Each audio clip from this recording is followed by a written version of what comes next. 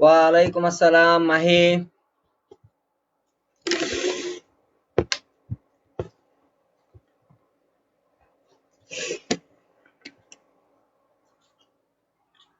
রিয়াদ ওয়ালাইকুম আসসালাম।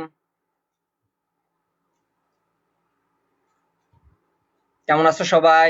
আসসালামু আলাইকুম।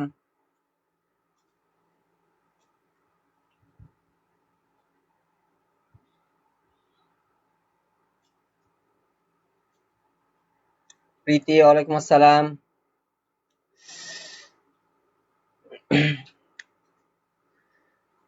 সবাই ভালো আছো? আছি মোটামুটি। ওয়ালাইকুম আসসালাম। হ্যাঁ রাফি, আলহামদুলিল্লাহ সুস্থ। ঘুম হচ্ছিল না, এই কারণে ঘুমাইছি, ঠিক হয়ে গেছি, সুস্থ। আচ্ছা, আমার কথা শোনা যাচ্ছে কিনা আর ভিডিও দেখা যাচ্ছে কিনা এটা একটু জানাইতে হবে।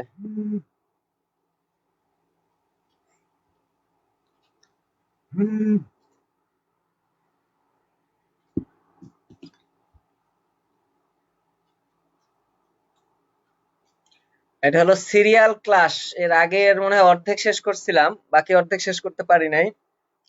আজকে হলো অর্ধেকটা শেষ করব, একটু টাইম লাগবে, যার কারণে 7:30টায় শুরু করছি।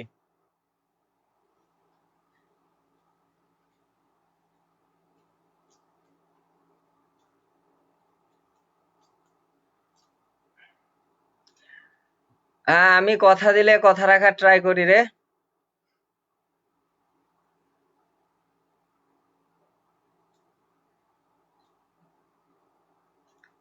হ্যাঁ শুভ, আলহামদুলিল্লাহ ভালো আছি। জি ভাই, ক্লিয়ার। আচ্ছা, আমরা 2-3 মিনিট ওয়েট করি, সবাই আসুক, তারপরে শুরু করি।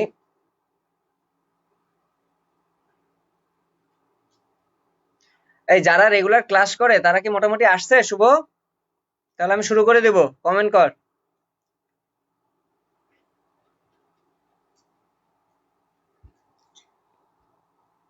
যারা গ্রুপে রেগুলার ক্লাস করে তারা কি আসছে?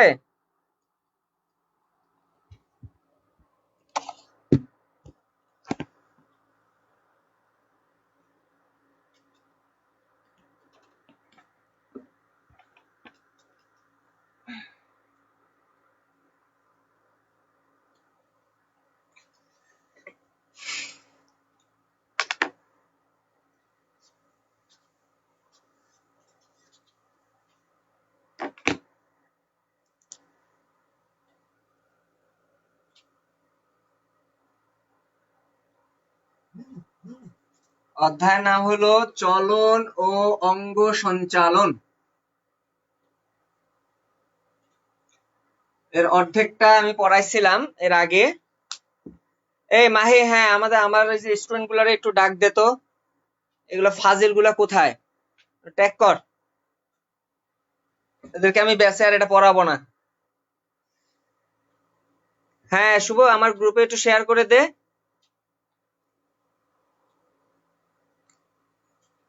শুভ, আমার গ্রুপটাতে একটু শেয়ার করে দে, তাহলে ভাই আমার স্টুডেন্ট গুলো একটু করতে পারবে। ওদেরকে আমি ব্যাচে পড়াইতে পারবো না, নতুন করে এক জিনিস কয়বার পড়াবো। আচ্ছা, বোর্ড ক্লিয়ার আছে কিনা একটু জানায় তো, বোর্ডটা পুরোটা দেখা যাচ্ছে কিনা, বোর্ড পুরোটা দেখা যাচ্ছে কিনা একটু ক্লিয়ার করবা।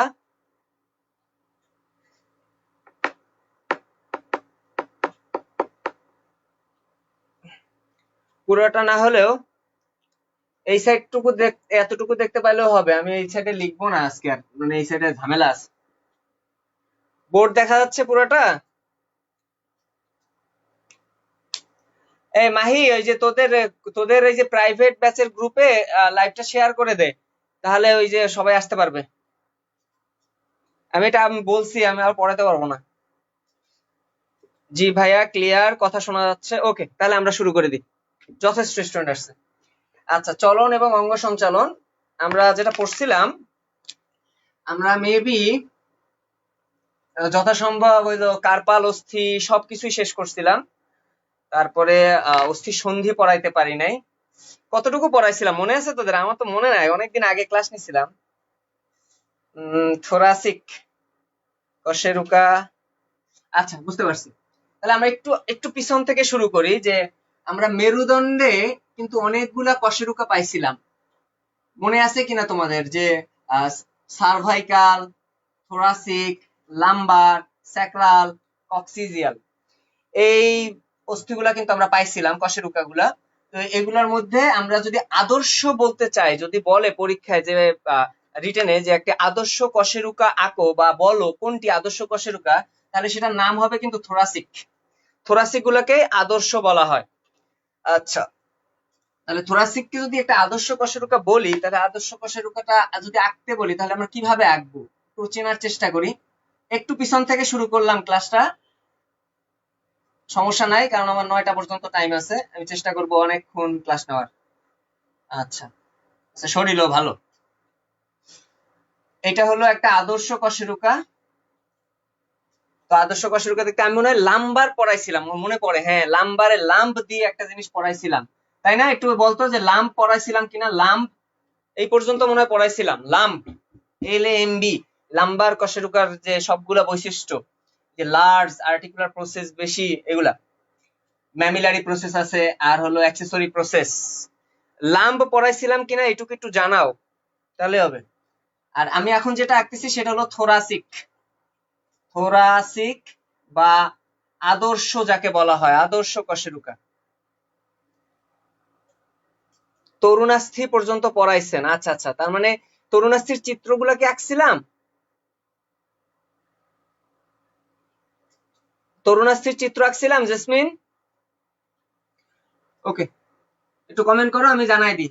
তো একটা কশেরুকার ক্ষেত্রে, একটা আদর্শ কশেরুকার ক্ষেত্রে দুইটা অংশ পাওয়া যায়, একটা হলো তার বডি, এই যে এটা হলো তার বডি, আর এটা যেহেতু বাঁকা একটা অংশ, দেখো বাঁকা, এবং এটা ধনুকের মতো অনেকটা দেখতে, যার কারণে এটাকে আমরা বলবো হলো আর্চ। আর্চ মানে হলো আর্চারি গেমস, আর্চ মানে ধনুক। হ্যাঁ, পড়াইছি, ঠিক আছে, তাহলে আমরা মোটামুটি এখানে হালকা করে দিয়ে দিব। তাহলে আর্চ আর হলো বডি, এবং এদের সংযোগস্থলে একটা গহ্বর থাকে, যেটাকে আমরা, যেহেতু এটা একটা ভার্টিব্রা, হ্যাঁ আজকে তরুণাস্থি থেকে শুরু করেন, আচ্ছা ঠিক আছে। হ্যাঁ লাম্বার মানে, হ্যাঁ হ্যাঁ হ্যাঁ ঠিক আছে, আচ্ছা আমার মনে পড়ছে, আর লাগবে না, কি কি পড়াইছি বুঝতে পারছি। তাহলে এখানে এই বডি আর আর্চের সংযোগস্থলে একটা ভার্টিব্রাল ফোরামেন থাকে, এইটুকু জানলাম, একটা ভার্টিব্রা আমরা দেখে নিলাম।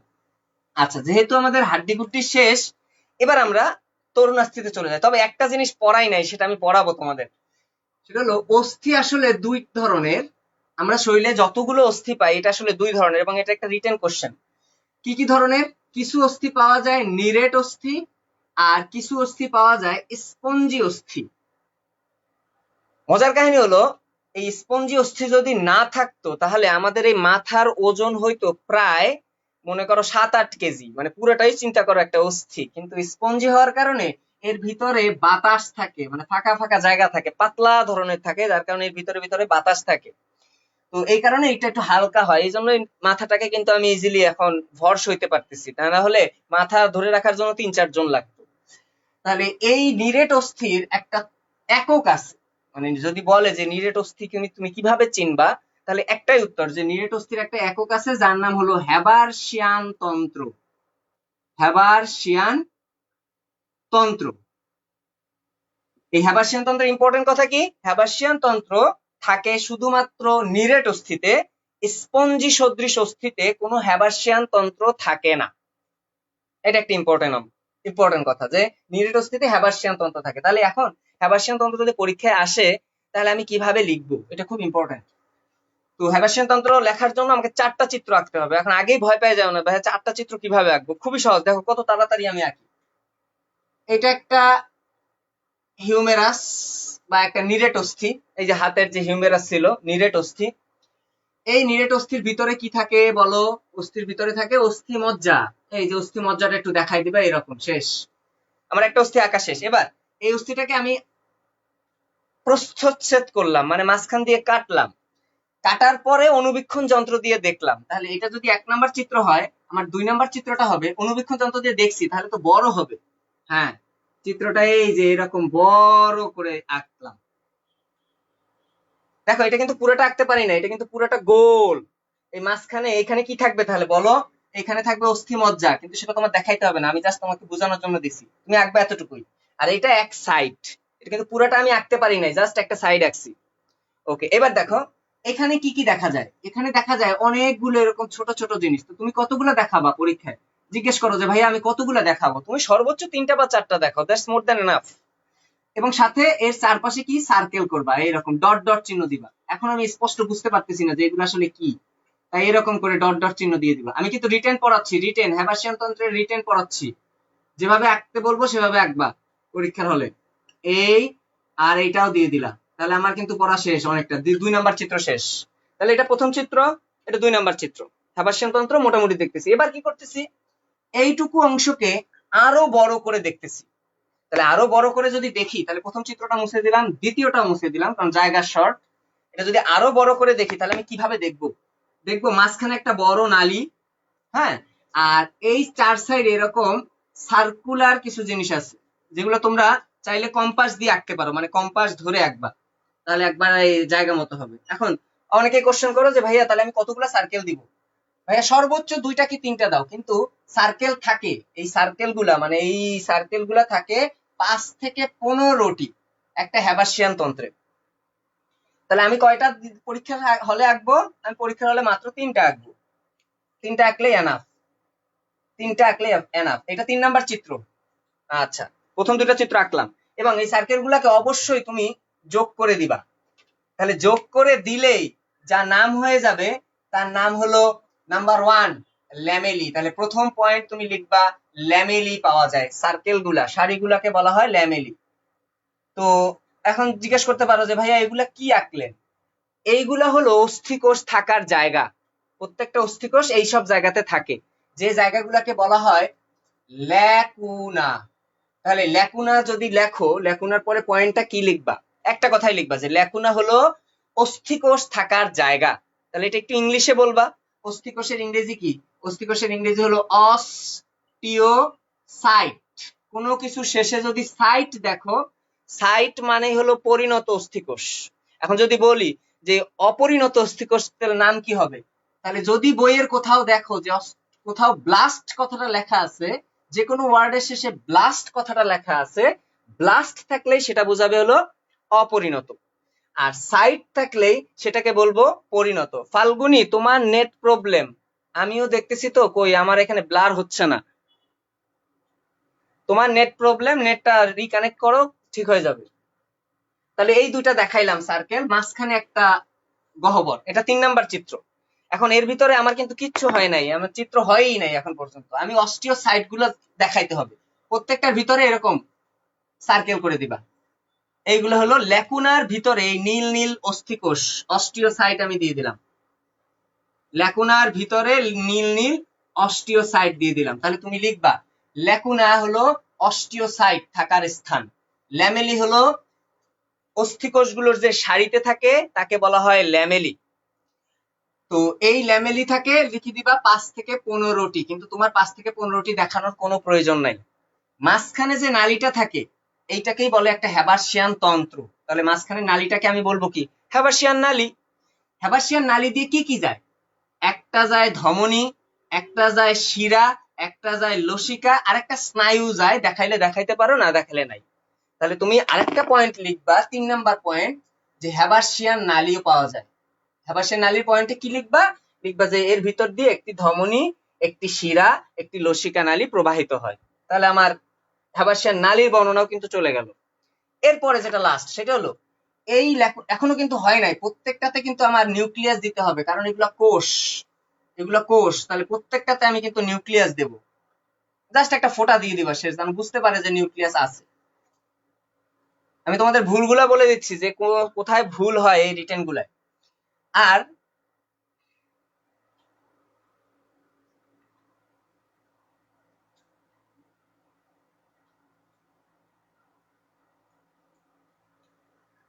আরেকটা যেটা সেটা হলো যে হ্যাবাসিয়ান তন্ত্র গেল। এবার এই পাশাপাশি এই যে ল্যামেলি গুলা বা ল্যাকুনা গুলা, এরা একে অপরের সাথে সংযোগ স্থাপন করে। তাহলে কিভাবে সংযোগ স্থাপন করে? ছোট ছোট নালীর মাধ্যমে। এই যে ছোট ছোট নালীগুলা দেখাই দিবা, আবার এগুলো আবার লাগাই দিও না, জাস্ট দেখাইলে হলো। এখন আবার কথা যে ভাইয়া কতগুলো নালী দেখাবো? ভাইয়া তুমি জাস্ট একটাতে একটু ফুলফিল করে দেখাও, দ্যাটস এনাফ। একটা বা দুইটা দেখাও, একটা বা দুইটা দেখাও। তোমার সবগুলো দেখানোর মতো সময় তোমার পরীক্ষা হলে থাকবে না। তুমি জাস্ট একটা বা দুইটাতে দেখাও, মার্কিং করে দাও যে এই নালীগুলোর নাম কি। নালীগুলোর নাম হলো ক্যানালিকুলি। ক্যানালিকুলি ছোট ছোট নালী, ক্যানালিকুলি ছোট ছোট নালী, ক্যানালিকুলি ছোট ছোট নালী, যেগুলা আড়াআড়ি এই যে সংযোগ স্থাপন করে, একটা ল্যাকুনার সাথে আর একটা ল্যাকুনার সংযোগ স্থাপন করে। তোমার চিত্র কিন্তু ফুলফিল। লাস্ট আরেকটা কাহিনী আছে, চিন্তা করো। আমি যখন এর আগের চিত্রটা আঁকছিলাম, এই চিত্রটা যখন আঁকছিলাম, তাহলে দেখো এখানে অনেকগুলো হ্যাবাসিয়ান নালী দিছিলাম। আচ্ছা ভাইয়া চিন্তা করো তো, এটা কি এরকম বোর্ডে, না এটা 3 ডাইমেনশনাল? এটাকে আমি একটু খাড়া করতে হবে, কারণ আমার অস্থিটা তো ছিল খাড়া, এই অস্থিটাকে আমি আড়াআড়ি কাটছি। তাহলে এই জিনিসগুলো সবগুলা কি খাড়া খাড়া হবে? তার মানে তার মানে এই প্রত্যেকটা নালী কিন্তু লম্বা লম্বি আছে। এই যে দেখো আমি এই যে নালীগুলো দিছি এরকম লম্বা লম্বি আছে একটার সাথে একটা, প্রত্যেকটা হ্যাবাসিয়ান নালী। একে ঘিরে ঘিরে একে ঘিরে ঘিরে হ্যাবাসিয়ান তন্ত্রটা, মানে ওই যে ল্যামেলি গুলো থাকে, এরকম ল্যামেলি গুলো থাকে সার্কুলার। তাহলে এই একটা হ্যাবাসিয়ান নালীর সাথে এই আর একটা হ্যাবাসিয়ান নালীরও আবার আড়াআড়ি সংযোগ থাকে। তাহলে সেই আড়াআড়ি সংযোগটা আমাকে চিত্র দিয়ে দেখাইতে হবে। তাহলে আমি যদি ওইটা চিত্র দিয়ে দেখাই দিই, তাহলে আমার 4 নাম্বার চিত্রটা যেটা হবে সেটা খুবই সোজা। এই একটা হ্যাবাসিয়ান নালী, পাশে আর একটা হ্যাবাসিয়ান নালী, এই যে এদের মধ্যে আড়াআড়ি সংযোগ। এই যে ভাইয়া আড়াআড়ি সংযোগ করে দিলাম, এই যে আড়াআড়ি সংযোগ করে দিলাম। এই এটাকে দেখাই দিবা। এই নালীটার নাম হলো, কেউ বলো তো এই নালীটার নাম কি হবে? কমেন্ট করো, কমেন্ট করো, কমেন্ট করো, কমেন্ট করো। এই নালীটার নাম কি হবে? দুইটাই হ্যাবাসিয়ান নালীর। এই যে এই একটা হ্যাবাসিয়ান নালী, এগুলা খাড়া খাড়া নালী, আমি দেখাইছি কলম দিয়ে, খাড়া খাড়া নালী। এই নালীগুলোর মধ্যে যে আড়াআড়ি সংযোগের যে নালীটা, এই নালীটার নাম তুমি কি চিহ্নিত করবা? একটু তাড়াতাড়ি কমেন্ট করো, এই নালীটার নাম তুমি কি পড়বা?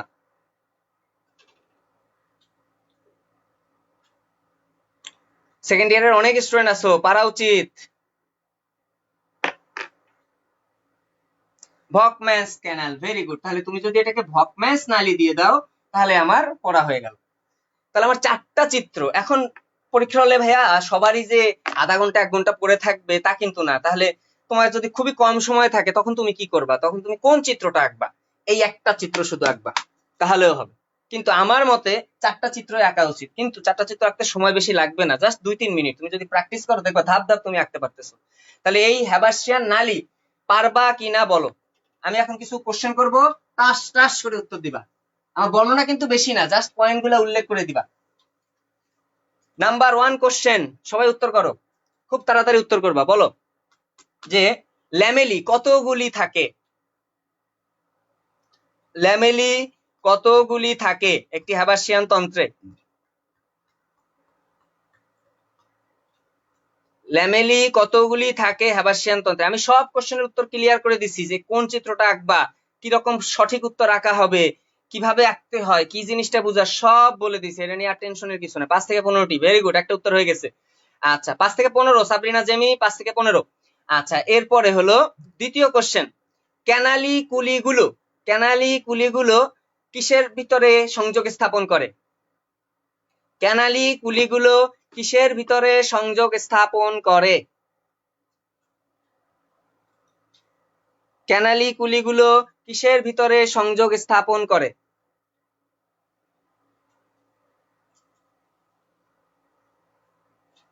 5 থেকে 15, সবার উত্তর হয়েছে। হ্যাঁ, তুমি চিত্রে 5 থেকে 15টা দেখাইতে গেলে এক যুগ লাগবে একটা চিত্র আঁকতে, তাহলে আমি সর্বোচ্চ 3টা দেখাই দেবো। দ্যাটস এনাফ, 3টা বা 2টা এনাফ। আমি সার্কেল গুলা কম্পাস দিয়ে আঁকবো, দেখবো আমার সময় লাগবে না। আমি দ্বিতীয় একটা কোশ্চেন করছি, হ্যাঁ, দুইটা ল্যাকুনার মধ্যে বা ল্যামেলির মধ্যে, হ্যাঁ তুমি যেটাই উত্তর করো, যে দুইটা ল্যাকুনার মধ্যে সংযোগ স্থাপন করে অথবা ল্যামেলি গুলোর মধ্যে সংযোগ স্থাপন করে, কেউ তোমার ভুল ধরতে পারবে না। যেমন একটা কোশ্চেন, ওই যে আমার গ্রুপে একটা পরীক্ষা হয়েছিল, ওইখানে সবাই করছিলা যে এইটা এখানে যে গ্রন্থিটা থাকে সাবম্যান্ডিবুলার, তুমি চিন্তা করো, এই নিচে ম্যান্ডিবলের নিচে, তাই সাবম্যান্ডিবুলার। ভাইয়া, যেটা ম্যান্ডিবলের নিচে সেটা কি ম্যাক্সিলারও নিচে না? তাহলে ওর আরেকটা নাম সাবম্যাক্সিলারি। তাহলে যারই নাম সাবম্যান্ডিবুলার, তারই আরেকটা নাম সাবম্যাক্সিলারি। কোনো সমস্যা নেই, যেটা এটা ম্যান্ডিবলেরও নিচে, ম্যাক্সিলারও তো নিচে, তাহলে সাবম্যাক্সিলারিও কারেক্ট, সাবম্যান্ডিবুলারও কারেক্ট। আচ্ছা, ওকে। এরপরে যেটা ইম্পর্টেন্ট কথা, সেটা হলো যে এই যে, হ্যাঁ, কোশ্চেন গুলোর উত্তর পেয়ে গেছো। আচ্ছা, তাহলে ভকম্যান্স নালী, লাস্ট কোশ্চেনের উত্তর দাও। ভকম্যান্স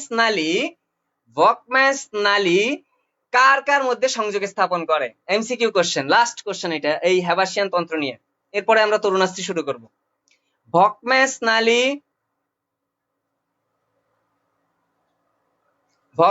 নালী কার কার সাথে সংযোগ স্থাপন করে?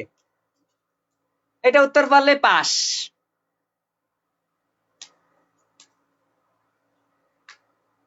ভকম্যান্স নালী কার কার মধ্যে সংযোগ স্থাপন করে? এই আমি যখন লাইভ ক্লাস দিই, আমার লাইভ ক্লাস কখনো কারিগরি ত্রুটি ছাড়া লেট হয় না। সো আমি যদি 7:30 বলি, আমি অবশ্যই 7:30 বা 32-এর মধ্যে ক্লাস শুরু করব।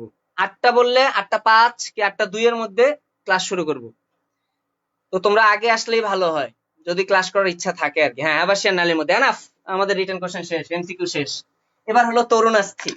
দেখো, প্রথমে আমি চিন্তা করি, প্রথম কোশ্চেন, তরুণাস্থিতে কি হ্যাবাসিয়ান তন্ত্র থাকবে না থাকবে না? উত্তর করে দাও। আমি এর উত্তর বলে দিছি অলরেডি। তরুণাস্থিতে কি হ্যাবাসিয়ান তন্ত্র থাকবে কি থাকবে না? প্রথম কোশ্চেন, তরুণাস্থিতে কি হ্যাবাসিয়ান তন্ত্র থাকবে কি থাকবে না?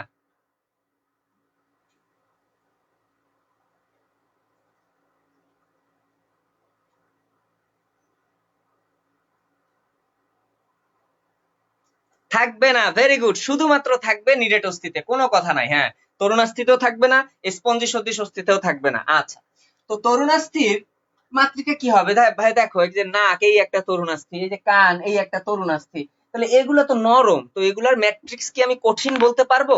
না, ম্যাট্রিক্স কঠিন বলবো শুধুমাত্র কি অস্থির। তাহলে তরুণাস্থির ম্যাট্রিক্স কেমন বলবো? ম্যাট্রিক্স মানে মাতৃকা মানে ধাত্র, যেখানে আর কি কোষগুলো ছড়ায় ছিটায় থাকে। তাহলে কথা হলো, এখানের তরুণাস্থির ম্যাট্রিক্স কে আমি কখনোই কঠিন বলতে পারবো না। তরুণাস্থির ম্যাট্রিক্স হলো অর্ধ কঠিন। একবার তরলও তো বলতে পারবো না, তরল হলে তো আরো ঝামেলা হয়ে যেত, তরল হলে তো আমার নাক মনে কর গুলায় মুলায় খাওয়া যাইতো, এটা বিশাল একটা ঝামেলা। তার মানে অর্ধ কঠিন। তাহলে তরুণাস্থির ম্যাট্রিক্স কে বলা হবে অর্ধ কঠিন ধরনের ম্যাট্রিক্স। আচ্ছা, এবার একটি ইম্পর্টেন্ট কথা আছে, অস্থির আমরা যদি আবরণী বলি, আমি অস্থি পড়ে আসছি, অস্থির আবরণী কিচ্ছু কথা নাই, যে আবরণীকে আমরা কি বলবো? আবরণীকে পেরি লাগাই দিব। তাহলে আমার ছিল অস্টিও, তাহলে ওইটার নাম হবে পেরি অস্টিয়াম। তরুণাস্থির ইংরেজি হলো কন্ড্র, বাংলায় যদি লেখো তাহলে কন্ড্র। তাহলে তরুণাস্থির আবরণীর নাম কি হবে? পেরি লাগাই দাও, পেরি কন্ড্রিয়াম। তাহলে অস্থির আবরণীর নাম পেরিঅস্টিয়াম, তরুণাস্থির আবরণীর নাম পেরিকন্ডিয়াম। Very good. তাহলে অস্থির আবরণীর নাম পেরিঅস্টিয়াম, অস্থির বাইরের আবরণী, আর তরুণাস্থির কন্ড্র ইংরেজি, তাই আগে লাগাই দিই পেরি, তাহলে পেরিকন্ডিয়াম। আর ম্যাট্রিক্সটা কেমন? ম্যাট্রিক্সটা হলো অর্ধ কঠিন। ওকে, এবার এই তরুণাস্থি হলো 4 ধরনের। কয় ধরনের? 4 ধরনের। খুবই সহজ, জাস্ট আমি 4টা চিত্র আঁকবো, আমাদের পড়া শেষ হয়ে যাবে। এই যে 4টা চিত্র। কি কি? প্রথমটা হলো স্বচ্ছ। ভাইয়া 4টা চিত্র আঁকতে গেলে প্রথমেই তুমি 4টা গোল্লা এঁকে দিবা। 4টা গোল্লা এঁকে দিলা, এই যে 4টা গোল্লা এঁকে দিলা। আমি 4টা তরুণাস্থি আঁকবো, তাহলে আমাকে 4টা গোল্লা আঁকতেই হবে। আচ্ছা, তাহলে ভালো কথা। 4টা গোল্লা, প্রথমটার নাম স্বচ্ছ, তারপরে একটা আছে শ্বেত তন্তুময়। আচ্ছা, শ্বেত তন্তুময়টা এখানে দিই। শ্বেত তন্তুময়, খুব কঠিন কিছু না ভাইয়া। শ্বেত মানে সাদা, মানে এখানে যে তন্তুগুলা পাবা তুমি সাদা পাবা। আর একটা হলো পীত তন্তুময়। পীত মানে কিছুই না, পীত মানে হলুদ, তার মানে এখানে যে তন্তুগুলা পাবা, ফাইবার গুলা পাবা, সেগুলো হলো হলুদ। আর এটা স্বচ্ছ, আর এটা একটু কঠিন থাকে, যেটাকে বলা হয় চুনময়। চুনময় বা ক্যালসিয়াম, প্রচুর পরিমাণ ক্যালসিয়াম কার্বনেট এখানে থাকে বলে তাই একে ক্যালসিফাইডও বলা হয়। ক্যালসিফাইড। তাহলে আমরা আস্তে আস্তে শুরু করি। স্বচ্ছ, নাম দেখেই পড়া। দেখো স্বচ্ছ, তার মানে তোমরাই চিন্তা করে বলো, এখানে যে ম্যাট্রিক্স থাকবে, স্বচ্ছ জিনিস, ম্যাট্রিক্স তরল পদার্থ বা অস্বচ্ছ পদার্থকে আমি বেশি দিতে পারবো না কম দিতে পারবো বলো? স্বচ্ছর ম্যাট্রিক্সে, স্বচ্ছর ম্যাট্রিক্সটাকে কি আমরা কালারিং করব, মানে গাঢ় করব না হালকা করব? এটা উত্তর দাও, হালকা করব না গাঢ় করব?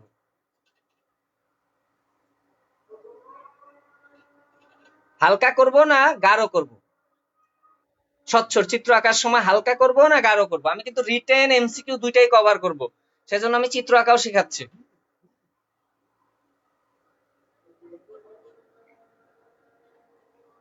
একটু কমেন্ট করো।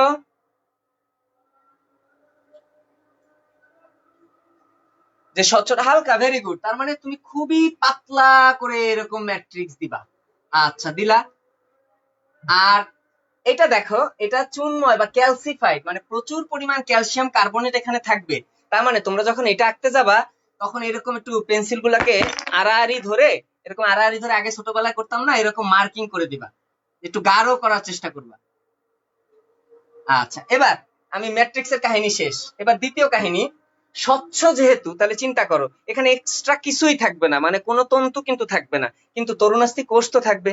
তরুণাস্থি কোষের নাম কি? কন্ড্র। আমি বলছিলাম কন্ড্রো ব্লাস্ট হবে না কন্ড্রো সাইট হবে? অবশ্যই পরিণত হইলে কন্ড্রো সাইট। সাইট থাকলেই পরিণত।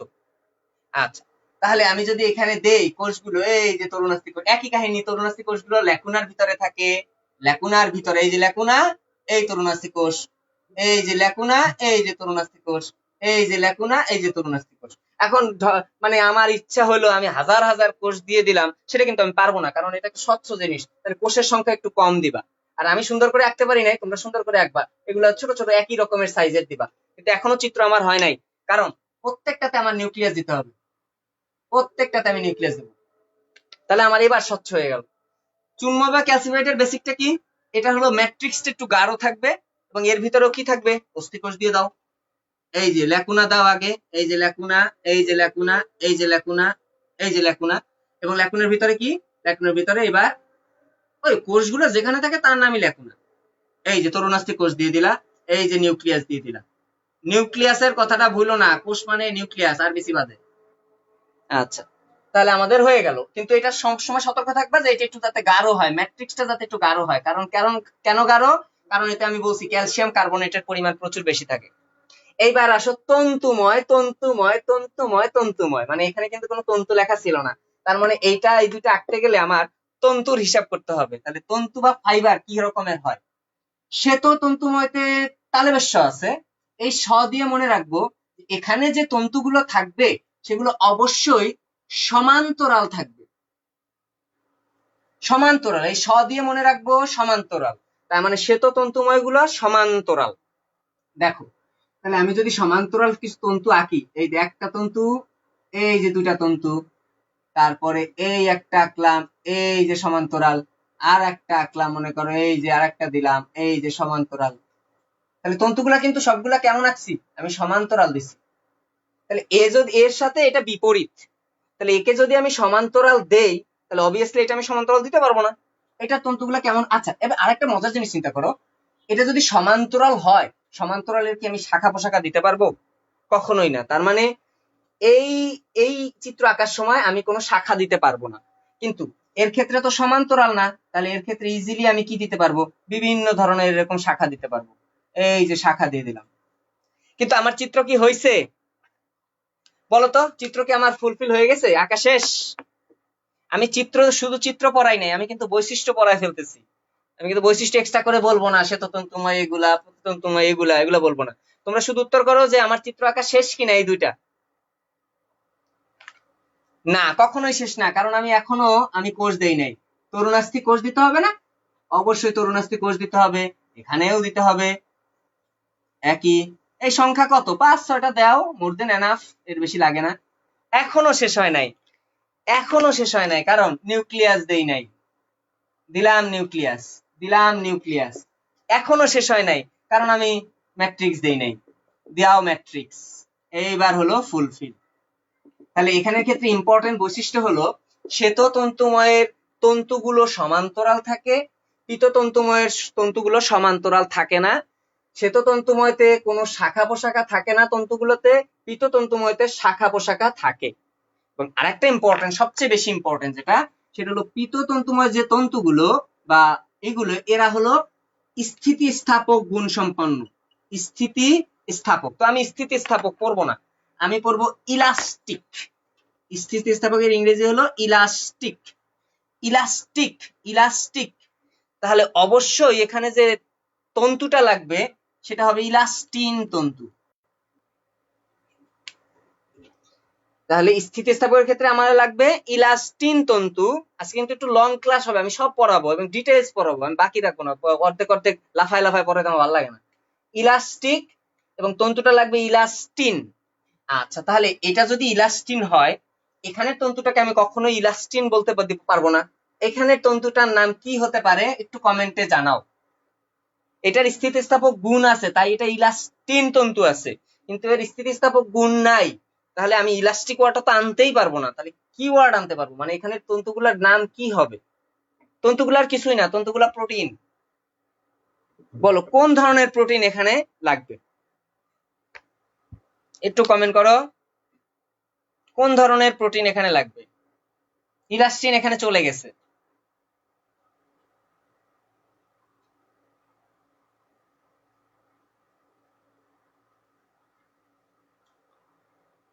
একটু ফাস্ট, একজন কমেন্ট করলেই হয়ে যাবে।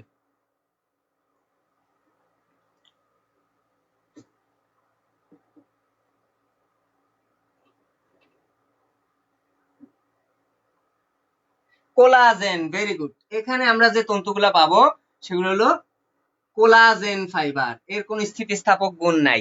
ভেরি গুড, তাহলে আমাদের বৈশিষ্ট্য কিন্তু হয়ে গেল। এইবার হলো আমাদের আরো মজার জিনিস, সেটা হলো যে এদের অবস্থান কোথায়। ভাই অবস্থান 1-2 পড়া, 1 এবং 2। তার মানে দেখো, স্বচ্ছ, কথাগুলো একটু ভালো করে শুনো, স্বচ্ছ, স্বচ্ছ দিয়ে মনে রাখবা, স্বচ্ছ দিয়ে মনে রাখবা আমাদের হলো শ্বসনতন্ত্র। স্বচ্ছ মানে শ্বসনতন্ত্র, শ্বসনতন্ত্র লিখতেও কিন্তু শয়ের নিচে ব দেওয়া লাগে ভাই, মনে রাখ। তাহলে স্বচ্ছ হবে শ্বসনতন্ত্র। তাহলে শ্বসনতন্ত্রে যত জিনিস আছে সবগুলোতে এই স্বচ্ছ ধরনের তরুণাস্থি পাবো। কি কি আছে?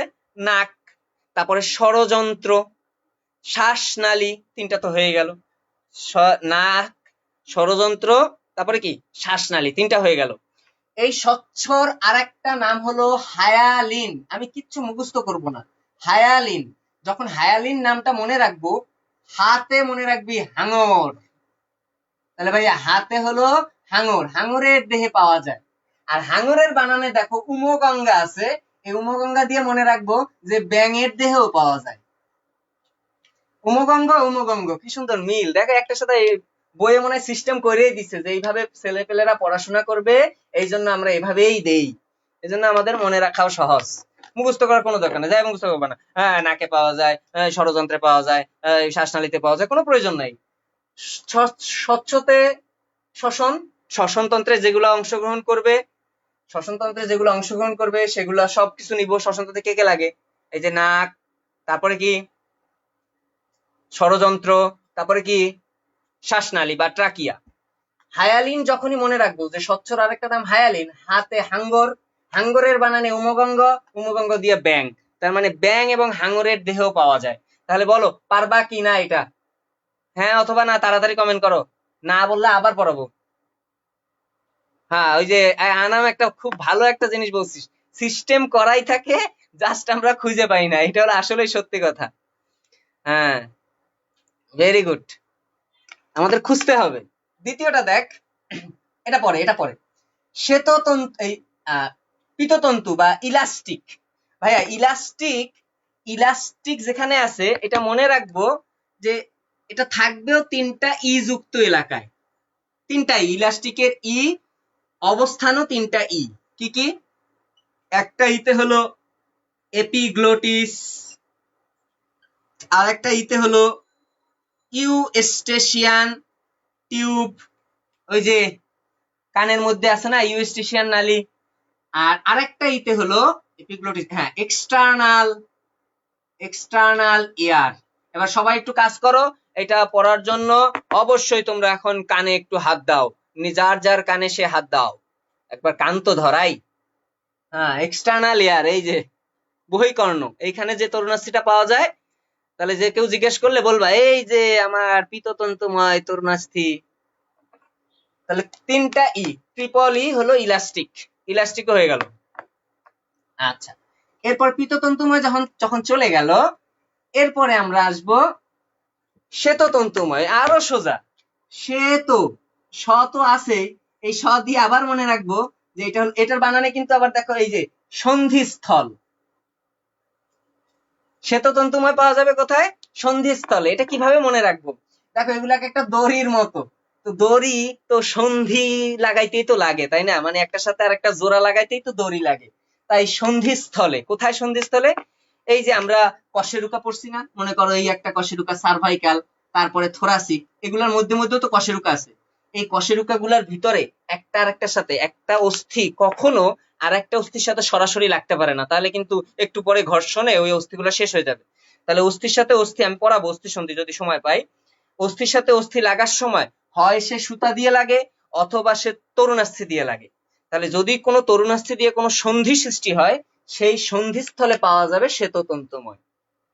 তাহলে আমি যদি বলি, তোমরা উত্তর করো যে দুটি পিউবিসের মধ্যে, আমরা জানি পিউবিস থাকে এই যে আমাদের এই যে ইসে শ্রোণীদেশে, দুটি পিউবিস যখন মিলে, তখন পিউবিসের সাথে যখন মেলে, পিউবিসের এই মাঝখানে পিউবিক সিম্ফাইসিসে, এটা বন্ধনটাকে বলা হয় সিম্ফাইসিস, কোন ধরনের তরুণাস্থি পাওয়া যায়? পিউবিক সিম্ফাইসিসে কোন ধরনের তরুণাস্থি পাওয়া যায়? এটা একটা অস্থি সন্ধি।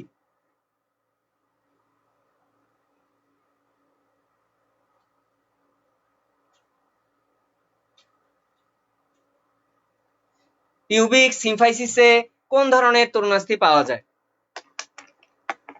বাংলিশ করে লেখ, কোনো সমস্যা নাই। শ্বেততন্তুময় তরুণাস্থি, ভেরি গুড। হ্যাঁ কারণ অস্থি সন্ধিতে পাওয়া যাবে। লাস্ট একটা কি, চুনময় বা ক্যালসিফাইড, আরো সোজা। এই যে আমরা মুরগির হাড্ডি গুলা খাই, খাওয়ার পরে কি করি, ওই যে হাড্ডিটা মাংস খাওয়ার পরে চাবাই, কুরমুর কুরমুর করে না, ওই কুরমুর কুরমুর মানে হলো চুন বা ক্যালসিফাইড। তার মানে ফিমার এবং হিউমেরাস, ফিমার এবং হিউমেরাস, এদের মস্তকে, এদের মস্তকে, এদের মস্তকে চুনময় বা ক্যালসিফাইড টাইপের তরুণাস্থি থাকে। এই যেমন একটা যদি হিউমেরাস আমি আঁকি, হিউমেরাস সবাই খাইছো, মুরগির হাড্ডি খায় নাকি? সবাই খায়। ওর বাইরে এইরকম একটা তরুণাস্থির প্লেট করে, সোজা কথা কুরমুর টাইপের যে জিনিসটা, কুরমুর মানেই হলো তরুণাস্থি। তাহলে সেই মস্তকে পাওয়া যাবে আমার কি, চুনময় বা ক্যালসিফাইড। তাহলে বলো তরুণাস্থি কি খুব কঠিন না সহজ? আমি ওই যে বৈশিষ্ট্য পড়াইছি, অবস্থানও পড়াইছি, প্রত্যেকটার পারবা কিনা বলো? সবাই বলো তরুণাস্থি নিয়ে আর কোনো সমস্যা হবে কিনা? কোথায় কোনটা অবস্থান, কোথায় কে থাকে, সবাই একটু বলো তরুণাস্থি পারবা কিনা, রিটেন এমসিকিউ যেভাবে আসুক না কেন সব পারবা কিনা, অবস্থান বৈশিষ্ট্য সব। তাহলে আমরা পেশিতে চলে যাব।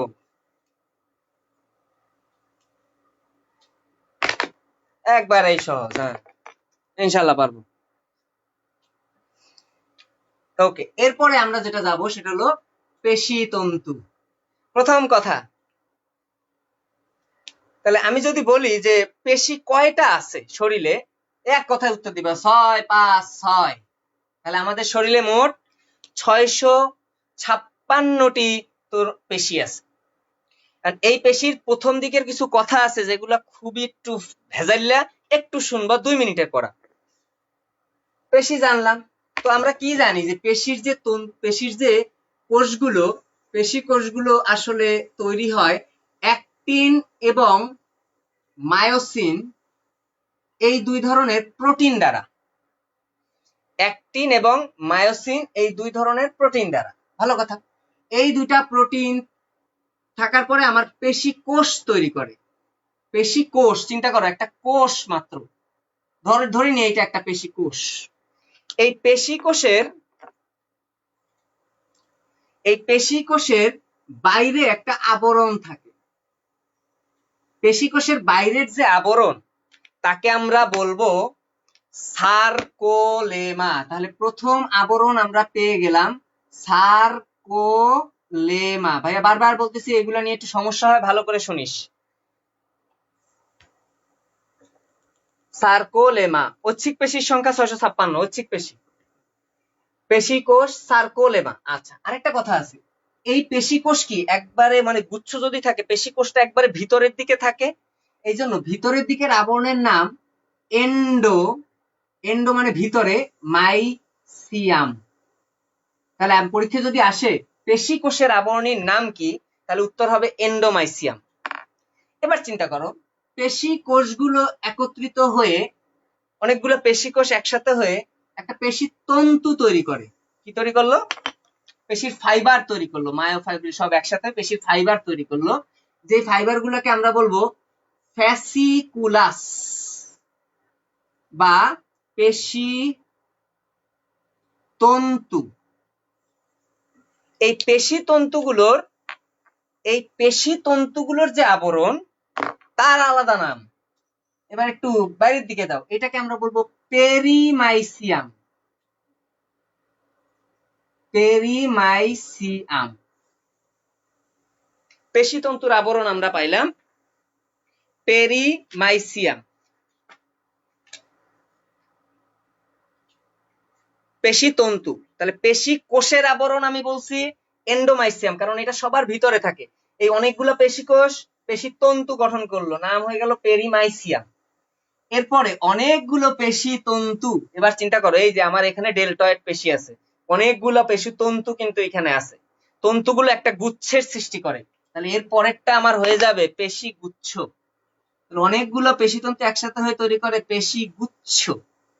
পেশি গুচ্ছ সবচেয়ে বাইরে, এবং এর বাইরেও একটা আবরণ থাকবে যার নাম সবচেয়ে বাইরে, তাই ওর নাম এপিমাইসিয়াম। তাহলে ভাইয়া এবার কি বুঝছিস যে কোনটার বাইরে কি ধরনের আবরণ? ক্লিয়ার হয়েছে? এটা সবার ক্লিয়ার হয়েছে কিনা একটু বলো, এটা খুবই ইম্পর্টেন্ট, কারণ এটা নিয়ে একটু ঝামেলা হয় যে কোনটাকে কখন কি বলা হয়। একটু বলো এইটুকু ক্লিয়ার হয়েছে কিনা, যে অ্যাক্টিন মায়োসিন প্রথমে পেশি কোষ, পেশি কোষের আবরণ সার্কোলেমা।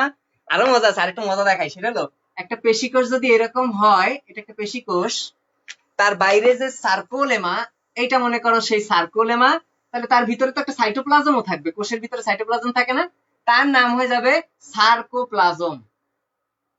সার্কোপ্লাজম, সার্কোলেমার ভিতরে সাইটোপ্লাজমের নাম সার্কোপ্লাজম। কিরে ভাই শারমিন, জিনা জিনা কিরে, বুঝবি না পারবি না? বুঝলাম না কিছু। সার্কোলেমার এন্ডো পার্ট, সার্কোলেমা হলো একবারে ভিতরে, মনে রাখবা। এই যে আমি পরে তো ক্লিয়ার করে দিছি, একটা পেশি কোষ তার বাইরে যে আবরণ সেইটার নামই হলো সার্কোলেমা, আর ওই সার্কোলেমারই আর একটা নাম হলো এন্ডোমাইসিয়াম। এবং অনেকগুলো পেশি কোষ একত্রিত হয়ে একটা পেশি তন্তু, তাহলে একটা পেশি তন্তুর আবরণের নাম হলো পেরিমাইসিয়াম। এবার অনেকগুলো পেশিতন্তু একসাথে হলো, অনেকগুলো পেশিতন্তু হলে আমি তো দেখাইলাম, এই যে আমার ডেলটয়েড পেশি, তারপরে মনে করো এই যে বাইসেপস পেশি, এখানে অনেকগুলো পেশিতন্তু, এরা একটা গুচ্ছের তৈরি করে। তো ওই গুচ্ছের আবরণের নাম এপিমাইসিয়াম। তাহলে আমরা এই কাহিনীটা শেষ করতে পারবো। ওকে, এইটা খুব ইম্পর্টেন্ট কাহিনী, বাকিগুলো তো সোজা, বাচ্চা কাচ্চা গুলা। তো আমরা যদি 3 ধরনের পেশি পাই, আবার ওই একই কাহিনী, 3টা চিত্র, আমার পড়া শেষ। প্রথমটা হলো ঐচ্ছিক পেশি আমি দিলাম, মানে ঐচ্ছিক পেশি কেন, ঐচ্ছিক কেন নাম হয়েছে, সোজা কথা। ঐচ্ছিক নাম হয়েছে কারণ সে হলো ঐচ্ছিক পেশি নাম হয়েছে কারণ প্রাণীর ইচ্ছাধীন সে চলাচল করতে পারে। যেমন আমি চাইলে কাউকে, এই যে মনে করো আমি শুভরে একটা চটকানা মারবো, আমি চাইলেই কিন্তু পারি, আমার ইচ্ছা মতো। আমি শুভ ভাইয়া, তোমাদের শুভ ভাইয়াকে একটি চটকানা মারলাম, হ্যাঁ, ও আমার আগের স্টুডেন্ট ছিল তো, চটকানা খায় নাই, ভালো পড়া পারতো, কিন্তু এখন মনে করো বেয়াদব হয়ে যাচ্ছে দিন দিন, তাহলে ওকে একটা চটকানা মারতে চাবো, তাহলে আমি আমার কোন পেশি ইউজ করবো, আমি আমার ঐচ্ছিক পেশি ইউজ করবো। তাহলে ঐচ্ছিক পেশি যদি ইউজ করি, প্রাণীর ইচ্ছাধীন নিয়ন্ত্রিত হয়, এর শক্তি বেশি লাগে। ঐচ্ছিক পেশির কি লাগবে, জোরে চটকানা মারবো, আমি কি আসতে মারবো, এত কষ্ট করে একটা চটকানা মারবো, অবশ্যই আমি বেশি শক্তি লাগবে। বেশি শক্তি মানে বেশি এটিপি, বেশি শক্তি মানে বেশি নিউক্লিয়াস, তার মানে এতে অনেকগুলো, প্রায় কয়েকশো নিউক্লিয়াস থাকবে। তাহলে একটা রৈখিক পেশিতে কয়েকশো নিউক্লিয়াস থাকে, এবং নিউক্লিয়াস গুলা অবশ্যই পরিধির দিকে থাকবে। এটা হলো কেন্দ্র, এটা হলো পরিধি। তাহলে চিত্র আঁকার সময় অবশ্যই, রে থাপ্পড় মারার সময় আমার মাথা ঠিক থাকে না রে। আচ্ছা, তাহলে এই নিউক্লিয়াস গুলো আমরা পরিধির দিকে দিব, এটা একটা ইম্পর্টেন্ট কথা। এবার এই ঐচ্ছিক পেশিগুলোতে আড়াআড়ি ডোরা কাটা দাগ থাকে, এরকম এরকম ডোরা কাটা দাগ থাকে, ডোরা কাটা দাগ থাকে। তাহলে আমি কি একে আর মসৃণ বলতে পারবো না? কখনোই বলতে পারবো না, একে বলবো আমরা অমসৃণ পেশি, যেহেতু আড়াআড়ি দাগ কাটা আছে। আচ্ছা, এরপরে অমসৃণ পেশি গেল। আরো একটা, যেহেতু ডোরা কাটা দাগ আছে, ডোরা কাটা যেহেতু দাগ আছে, তাই এর আরেকটা নাম ডোরা কাটা পেশি। খুবই সোজা। আর এগুলো কঙ্কালের সাথে লেগে থাকে, যেহেতু কঙ্কালের সাথে লেগে থাকে বা অস্থির সাথে লেগে থাকে, তাই আর এর আরেকটা নাম কঙ্কাল পেশি। প্রত্যেকটা নামের ব্যাখ্যা দিছি কিন্তু, এই যে মসৃণ না তাই অমসৃণ পেশি, ডোরা কাটা দাগ আছে তাই ডোরা কাটা পেশি, কঙ্কাল বা অস্থির সাথে লেগে থাকে তাই কঙ্কাল পেশি। আর যেহেতু আমি আমার ইচ্ছা মতো এই পেশিগুলোকে নিয়ন্ত্রণ করতে পারি, তাই এর নাম ঐচ্ছিক পেশি। এবং চিত্র আঁকার ক্ষেত্রে ইম্পর্টেন্ট, অনেকগুলো নিউক্লিয়াস এবং হলো ডোরা কাটা দাগ। দ্বিতীয় হলো অমসৃণ পেশি। তাহলে এটা যদি মসৃণ হয়, এটা হলো অমসৃণ।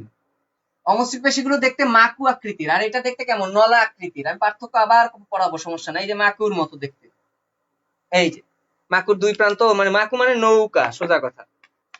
তো এই কোষের ক্ষেত্রে নিউক্লিয়াসের অবস্থান তুমি কি বলবা বলতো? কেউ কি বলতে পারো নিউক্লিয়াসের অবস্থান কি হবে? এই মসৃণ পেশির নিউক্লিয়াসের অবস্থান কি হবে?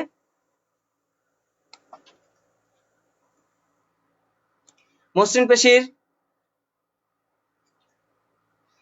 পেশির অবস্থান কি হবে? নিউক্লিয়াসের অবস্থান কি হবে? প্রতি কোষে একটা থাকে, একটা থাকে। তোমরা ভুলেও এটা বলবা না, বইয়ে থাকলেও আমি নিষেধ করে দিচ্ছি যে কেন্দ্রস্থলে বলবা না, বলবা স্ফীত, মানে সবচেয়ে মোটা যে জায়গাটায়, সেই স্ফীত কেন্দ্রে। আমার মনে হয় বুঝতে পারছো যে নিউক্লিয়াসের অবস্থানটা কি। মাঝখানে হবে, মাঝখানে ভুল রে ভাই, কেন্দ্রে হবে, ভুল ভুল ভুল, এই কথাটা ভুল। এ শুভ, তুই ফেল, এই কথাটা ভুল। স্ফীত কেন্দ্রে, সঠিক ওয়ার্ডটা হলো স্ফীত কেন্দ্রে, যেখানে সবচেয়ে মোটা সেই কেন্দ্রে। কেন্দ্রস্থলে শুনতে চাচ্ছি না, মাঝখানে শুনতে চাচ্ছি না, আমি চাচ্ছি হ্যাঁ ফাতেমা স্ফীত কেন্দ্রে। এবং কি করবা, এখানে এই যে এরকম আমার তন্তুগুলো এরকম দেখাই দিবা, এই যে এরকম, কিন্তু ভুলেও কোনো আড়াআড়ি দাগ এখানে দিবা না, কারণ এটা মসৃণ পেশি। আচ্ছা, তাহলে নিউক্লিয়াস থাকবে প্রতি কোষে একটা, এবং সেটার অবস্থান স্ফীত কেন্দ্রে। আবার বলতেছে মাঝে, চওড়া অংশে, হ্যাঁ চওড়া অংশের মাঝে, মিডল পার্ট তো হ্যাঁ স্ফীত থাকে। মিডল পার্ট, তুই এই কোষটা যদি আমি এরকম আঁকি, কোনো সমস্যা আছে? আমি এরকম আঁকলাম, এরকম আঁকলাম, তুই কি তখন নিউক্লিয়াসটাই মাঝখানে দিতে পারবি রে ছাগল? এটার যেখানে সবচেয়ে মোটা সেই জায়গাটায় থাকবে।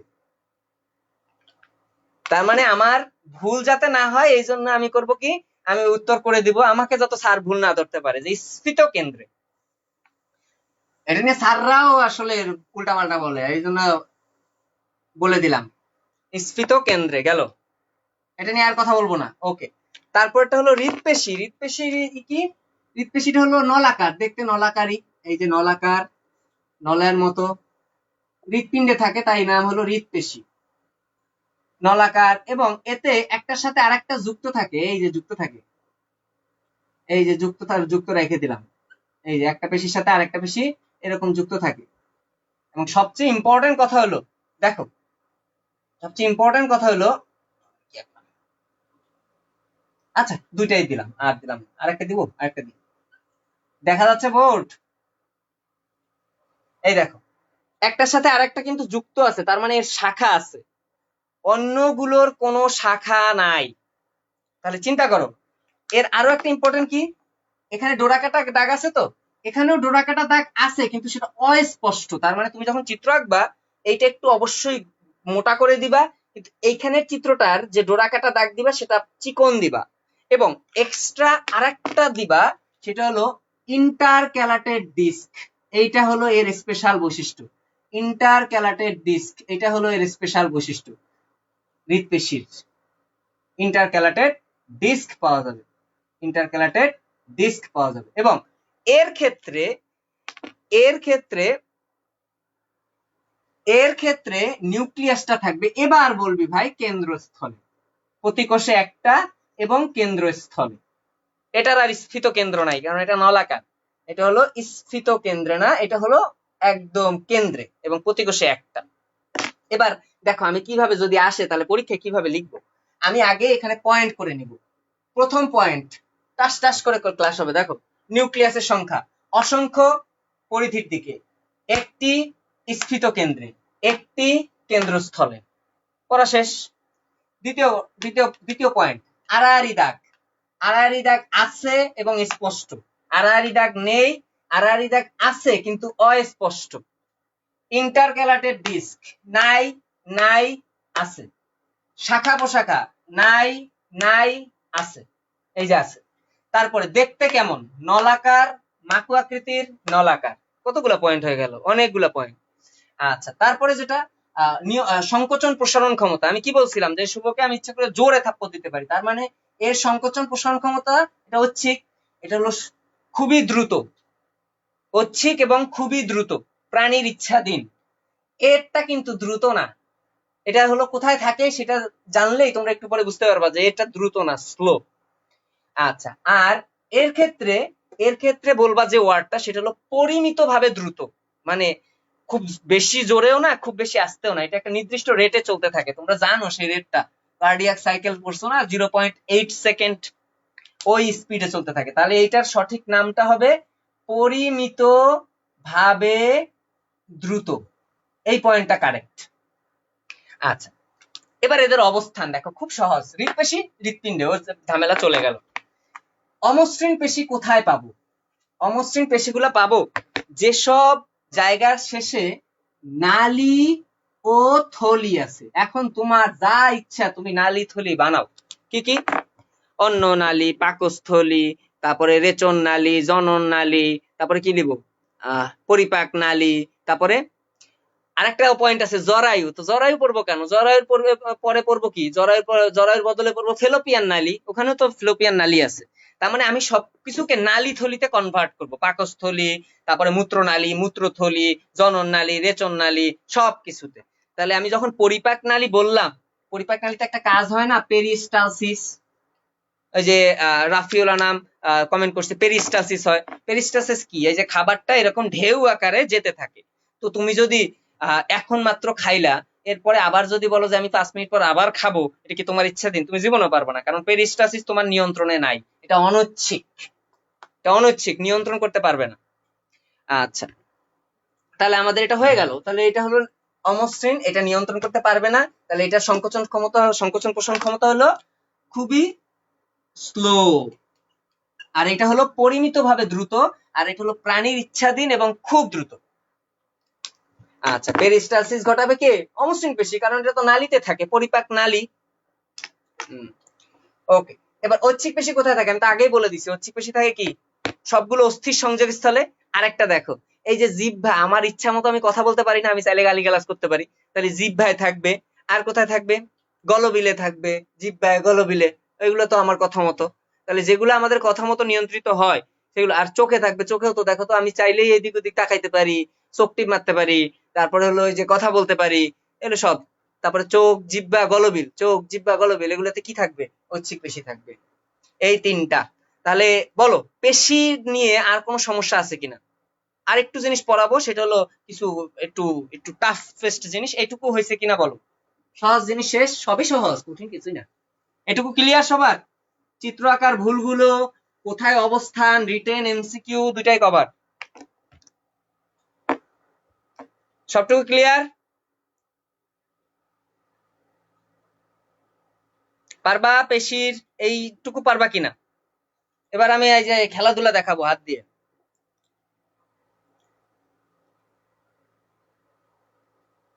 আচ্ছা, এবার দেখো জি বলছে, ওকে। এবার হলো আমরা কিছু কাজ দেখি পেশির, একটা কোশ্চেন হয় যে পেশি টান দেয়, পেশি ধাক্কা দেয় না, ওই কোশ্চেনটার একটু ব্যাখ্যাটা আমি করাবো। সেটা হলো দেখো, এইখানে আমার পেশি আছে বাইসেপস, যদিও আমার বাইসেপসটা একটু ছোট, তাও মোটামুটি ভালোই আছে। এটা হলো বাইসেপস, আর এই পিছনে থাকে ট্রাইসেপস। আজকে একটা কথা শিখাই দিই, সারা জীবন মনে রাখবা, পেশির কাজ শুধুমাত্র সংকোচন, প্রসারণ পেশির কাজ না। কেন কাজ না বলতে, কাজ তো করে, কারণ সংকোচনে শুধু মস্তিষ্কের উদ্দীপনা দরকার হয়, প্রসারণে মস্তিষ্কের উদ্দীপনা দরকার হয় না, ওটা স্থিতিস্থাপকতার জন্য হয়। মানে একটা পেশি যখন সংকুচিত হয়, ওটার জন্যই মস্তিষ্ক বলে দেয় যে ভাই তুই সংকুচিত হ। আর প্রসারণের জন্য সে তার স্থিতিস্থাপকতার কারণে চলে যায়। তুমি একটা জিনিস টানলা, সে আবার কি ছোট হবে না? ওই ব্যাপারটা এরকম। তার মানে পেশির কাজ হলো সংকোচন, প্রসারণ পেশির কাজ না। তাহলে দেখো, আমি হাতটাকে কাছে আনবো, কোনো কিছু কাছে আনাকে বলা হয় ফ্লেকশন। কি বলে? ফ্লেকশন। ফ্লেকশন। এই ফ্লেকশনের ক্ষেত্রে দেখো, এই বাইসেপস কি করে, এই তন্তুগুলো তো লম্বালম্বি থাকে, তাহলে তন্তুগুলো এরকম সংকুচিত করো, এই যে সংকুচিত করো, দেখো অটোমেটিক্যালি চলে আসবে। তোমরা নিজেরাই ট্রাই করো না, পারবা। এই যে এরকম টান দিবা, দেখবা পেশিগুলো কাছে চলে আসতেছে, টান দিবা পেশি চলে। তাহলে যদি পরীক্ষা আসে ফ্লেক্সর পেশি, ফ্লেকশন যে ঘটায় তার নাম হলো ফ্লেক্সর পেশি। ফ্লেক্সর পেশির নাম কি? ফ্লেক্সর পেশির নাম হলো একটা দিলাম বাইসেপস। এবার তোমার মনে হইতে পারে, তাহলে মনে হয় ফ্লেক্সর পেশি এবার প্রসারিত হইলে এটা চলে যাবে।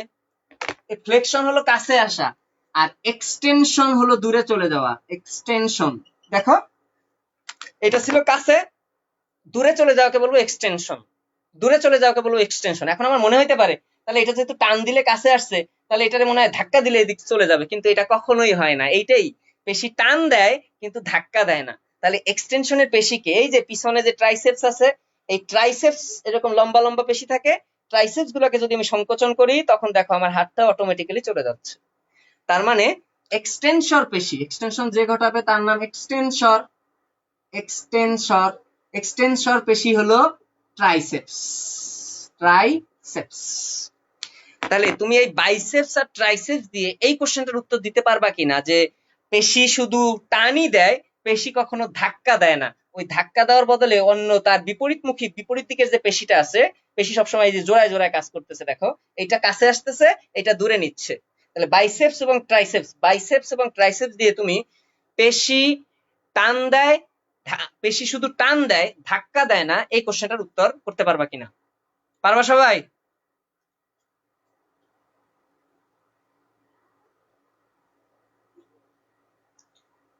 আরো একটা জিনিস শিখাই, সেটা হলো এই যে এইখানে আছে ডেল্টয়েড পেশি। আমি তো বসে ক্লাস নিচ্ছি, একটু ঝামেলা হচ্ছে। এখানে ডেল্টয়েড পেশি আছে।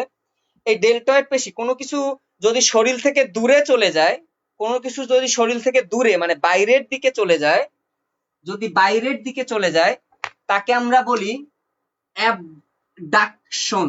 অ্যাবডাকশন হয়েছে, অ্যাবডাকশন। এই বতে মনে রাখবা বাইরে, বাইরের দিকে চলে যাওয়াকে বলবো অ্যাবডাকশন। আর যদি বাইরে চলে গেছে এবার বাই অ্যাবডাকশন, তাহলে কাছে চলে আসাটাকে কি বলবো? অ্যাডাকশন। অ্যাডাকশন, অ্যাবডাকশন, অ্যাবডাক আর অ্যাডাকশন দুই একটা আর একটা কিন্তু উল্টা। আমি আগেই বলছি কথাগুলা কিন্তু শুনতে হবে, নাহলে কিন্তু আমি দুইবার বলতে পারবো না, এগুলো কঠিন কঠিন কথা। একটা অ্যাবডাকশন, অ্যাবডাকশন বাইরে চলে যাও, মনে রাখার উপায় বলছি। অ্যাবডাকশনে ব আছে, ব মানে বাইরের দিকে চলে যাওয়া, অ্যাডাকশন মানে কি? কাছে আসা। এই দেখো আমার হাত, হাত এইভাবে আনছিলাম, এবার এই রকম করতেছি, এই যে দূরে নিয়ে যাচ্ছি, এই যে কাছ থেকে দূরে নিয়ে যাচ্ছি। এইখানে আমি বলছিলাম না ডেল্টয়েড পেশি, ডেল্টয়েড পেশি যখন এরকম থাকবে, এরকম থাকবে হাতের কাছে, ডেলটয়েড পেশিগুলোকে তুমি সংকোচন করবা এইরকম এইরকম, এই যে আমি হাত দেখো, এই যে এইরকম এইরকম, এই যে সংকোচন করলে এই যে এদিকে এদিকে চলে যাবে, তাহলে দেহ থেকে দূরে চলে যাচ্ছে। এই যে কাছে ছিল, দেহ থেকে দূরে চলে যাচ্ছে। দূরে চলে যাওয়াকে আমরা বলবো, দূরে চলে যাওয়াকে আমরা বলবো অ্যাবডাকশন। তাহলে অ্যাবডাকশন যারা করবে সেই পেশির নাম হলো অ্যাবডাক্টর পেশি। তাহলে অ্যাবডাক্টর পেশির উদাহরণ কি হবে? অ্যাবডাক্টর পেশির উদাহরণ হলো ডেলটয়েড পেশি। এই পেশিগুলো তোমাদের বইয়ে আছে, তাই আমি বুঝাচ্ছি। অ্যাবডাক্টর পেশি হলো ডেলটয়েড পেশি। ডেলটয়েড পেশি, অ্যাবডাক্টর মানে কোনো কিছু শরীরের কাছ থেকে বাইরে চলে যাওয়া। আচ্ছা, আর অ্যাডাকশন বনাই, তার মানে এই যে যেটা অ্যাবডাকশন হয়ে গেছিল ওইটাকে এবার তুমি কাছে নিয়ে আসো। কাছে নিয়ে আসতে হলে কোন পেশিটা কাজ করে দেখো।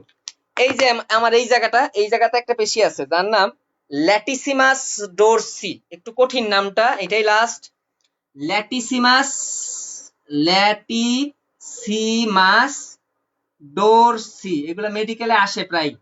ল্যাটিসিমাস ডোরসি সে কি করবে, এই জায়গাতে আসে, তাহলে এখানে একদম সংকোচন করে, সংকোচন, প্রসারণ কিন্তু কাজ না, তার সংকোচন করবে। তাহলে দেখো এখানে যদি সংকোচন করে, এর প্রান্তগুলো এই জায়গায় লেগে থাকে, তাহলে এখানে কি টান দিবে না বলো? এই যে টান দিবে, এই যে সংকোচন করলাম, পেশিগুলো এখানে টান দিবে। আজকে রাতে সবাই এগুলো প্র্যাকটিস করবা। Abduction, addiction, flexion, extension. Flexion কাছে আসা, এক্সটেনশন দূরে যাওয়া, অ্যাবডাকশন বাইরের দিকে যাওয়া, অ্যাডাকশন কাছে আসা। পরীক্ষায় আসবে এটা। অ্যাবডাক্টর পেশি কোনটি, অ্যাডাকশন পেশি কোনটি? এইটুকু বুঝতে পারছো কিনা বলো? এই দুইটা টার্মই পড়াবো, আর বেশি পড়াতে গেলে মাথা খারাপ হয়ে যাবে। বলো, এইটুকু বুঝছো? শুধু অ্যাবডাকশন, অ্যাডাকশন, ফ্লেকশন, এক্সটেনশন।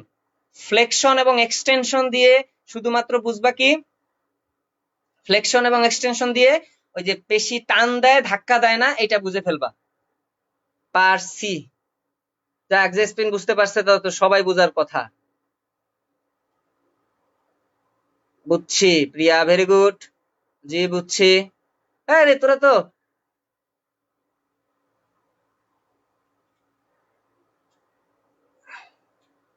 হ্যাঁ, উইদাউট বকাবকি। আমি আজ জীবনে খুব বকাবকি না করে পড়াশোনা করাতে পারি না। আজকে তো বকাবকি করতেছি না, মন ভালো, শান্তিতে আছি, তাই বকাবকি করতেছি না। তাও যদি না বুঝোস তাহলে দুনিয়ায় আর কই যাবি? আচ্ছা, তাহলে আমাদের পেশির অনেকগুলো কাজ হয়ে গেল। আচ্ছা, তো আমাদের যেটা ইম্পর্টেন্ট একটা এমসিকিউ আসে, সেটা হলো যে ওই যে প্লেয়ারদের দেখবা ফুটবল খেলায়, ওই যে ফুটবল খেলা হচ্ছে না, আমার প্লেয়ার কালকে জিতছে, পিএসজি। পিএসজি কালকে জিতছে, তো প্লেয়াররা দেখবা খেলতে খেলতে হঠাৎ করে পা ধরে ফেলে, আল্লাহ ব্যথা পাইছে, আর পা আর সোজা করতে পারে না, পা আর সোজা করতে পারে না। তার মানে কি, ওই পায়ের একটা সবাই নামটা তোমাদের খুবই কমন, যে হ্যামস্ট্রিং ইনজুরি হয়। কি বলে? Hamstring injury. নামটা হলো হ্যামস্ট্রিং ইনজুরি হয়েছে প্লেয়ারের। তাহলে হ্যামস্ট্রিং ইনজুরি হয় কিসের, কি জন্য এটা বলে, এটা নামটা কেন বলে? কারণ আমাদের পায়ে কিছু পেশি আছে যার নাম হ্যামস্ট্রিং পেশি। এটা আসে তোমাদের, এটা বইয়ে আছে, হ্যামস্ট্রিং পেশি। এই হ্যামস্ট্রিং পেশিগুলোর নামগুলো আমাদের একটু মনে রাখতে হবে। তাহলে হ্যামস্ট্রিং পেশির নাম মনে রাখবা কিভাবে? লেখো, একটা সূত্র লেখো। সিমির প্লেয়ারদের বেশি হয় এটা। সিমির বয়ফ্রেন্ড থাকে হ্যামবার্গ, হ্যামবুর্গ, হ্যাঁ, হ্যামবুর্গ সিটিতে। এটা দিয়ে আমরা হ্যামস্ট্রিং পেশি সবগুলো মনে রাখতে পারবো। হ্যামস্ট্রিং পেশিগুলো কি? হ্যামস্ট্রিং পেশিগুলো আসলে কি? আসলে হলো এগুলা বক্রীকরণ পেশি, মানে পাকে বাঁকায়। ওই যে পা এরকম করে বাঁকতে পারে না, আমি এখন পা দেখাবো কেমনে, পা তো নিচে, এই যে পা এরকম করে বাঁকায়, ওই যে পা হাঁটু ভাঁজ করো না, ওই পেশি বাঁকানোতে এই পেশিগুলো কাজ করে। বক্রীকরণ পেশি হলো হ্যামস্ট্রিং পেশি, এগুলো খুব আসে পরীক্ষায়, হ্যামস্ট্রিং পেশি। তো শুধু হ্যামস্ট্রিং পেশিগুলো আমরা একটু মনে রাখি। শীতে হলো সেমি মেমব্রিনোসাস। আমার ইংলিশে লেখা উচিত ছিল, কিন্তু তোমাদের লেভেলে ওই বইয়ে বাংলায় আছে, কি করব। Semi membranosus, membranosus. তারপরে বয়ফ্রেন্ডে হলো বিএফ, তাহলে বাইসেপস ফিমোরিস, ভাইয়া দেখো, তোমরা আবার পেঁচায় ফেলো না যে ভাইয়া বাইসেপস তো আপনি হাতে বলছিলেন। এই হাতে কি ফিমার থাকে? হাতে কখনো ফিমার থাকে না, হাতে যেটা থাকবে সেটা হলো বাইসেপস। আর পায়ে এই ফিমার যেহেতু আছে, তাহলে তুমি বুঝেই ফেলছো যে এটা ফিমারের সাথেই থাকবে, নামের সাথে মিল আছে কিন্তু। তাহলে বাইসেপস ফিমোরিস, তাহলে পায়ে থাকে বাইসেপস ফিমোরিস। আর হ্যামবুর্গে হলো, মনে রাখবা, হ্যামস্ট্রিং পেশি, মানে সূত্র মনে রাখার সূত্র, হ্যামবার্গ সিটি। আর সিটিতে হলো একটা ছিল সেমি মেমব্রেনোসাস, আর একটা হলো সেমি টেন টেন্ডিনোসাস। এই জেমি, তোদের ওই যে রাতে ব্যাচ আছে না? আজকে তো নাই, কালকে ব্যাচ আছে তোর রাতে 9টায়। ওই তোর ব্যাচেই কোশ্চেন করিস, এখন লাইভ ক্লাসে কোশ্চেন উত্তর দিতে পারবো না। চিকিৎসা করতে বসি নাকি, ভিজিট দিবি? Semi tendinosus. তাহলে এই তিনটা কি কি? একটা হলো সেমি মেমব্রেনোসাস, সেমি টেন্ডিনোসাস, আর একটা হলো বাইসেপস ফিমোরিস। এই তিনটাই হলো হ্যামস্ট্রিং পেশি। হ্যামস্ট্রিং পেশি কি কাজে লাগে? পা বাঁকাইতে কাজে লাগে। যদি কোনো প্লেয়ার পা বাঁকাইতে না পারে, তখনই তার পায়ের ইনজুরি হয়, এবং ইনজুরিটাকে বলে হ্যামস্ট্রিং ইনজুরি। পা দেখবে এরকম সোজা হয়ে থাকে, ওদেরকে কোলে তুলে নিয়ে তারপরে স্ট্রেচারে উঠায়, তারপরে ওকে ওই যে চিকিৎসা কেন্দ্রে নিয়ে যায়, কারণ ওর পেশিটা আর কাজ করতেছে না। ভাইয়া পা উঠান, পারবো না, হাজির গনকে। আচ্ছা, তাহলে এই হলো আমাদের পেশির সামগ্রিক পড়াশোনা। আমাদের বহুত পড়াশোনা করছি, পেশির ডিটেইলস পড়ছি। এবার আমরা চলে যাব আমাদের অধ্যায়ের লাস্ট টপিকসে, সেটা হলো লিভার। তো আমার কথা হলো, লিভার, এই লিভার কিন্তু বানান LIVER না, এই লিভার হলো LEVER, লিভার। তো এটা কোন কাজে লাগে? ওই যে গলায় দড়ি দিতে যদি চাও তোমরা, তাহলে এটা খুব ভালো কাজ করবে। ওই যে একটা দড়ি ঝুলাবা ইসের উপর, কি যেন বলে, ফ্যানের উপরে ঝুলায় ওই দড়িটা নামাবা, নামায় গলায় এরকম দড়ি দিবা, করে ঝুলে পড়বা, তাহলে হয়ে যাবে। তাহলে লিভার ভালো বুঝবা। আজকে সবাই ট্রাই করবা রাতে, হ্যাঁ, যে কিভাবে লিভার বোঝা যায়। একটা দড়ি ফেলবা ওই যে ইসের উপরে, ফ্যানের উপরে, দিয়ে দড়িটা গলার মধ্যে বাঁধবা, দেখবা সুন্দর লিভার বুঝতে পারছো। ওকে, তাহলে এখন আমার কথা হলো, এই লিভার বা পিভট, এগুলো তো ফিজিক্সের জিনিস, আমরা কেন বায়োলজিতে পড়বো? কারণ হলো, বায়োলজিতে আমাদের এই যে আমাদের বিভিন্ন অস্থি সন্ধিগুলো যেভাবে নড়াচড়া করে, এগুলো একটা লিভারের মেকানিজম, মানে লিভারের কপিকলের মেকানিজম মেনে চলে। আচ্ছা,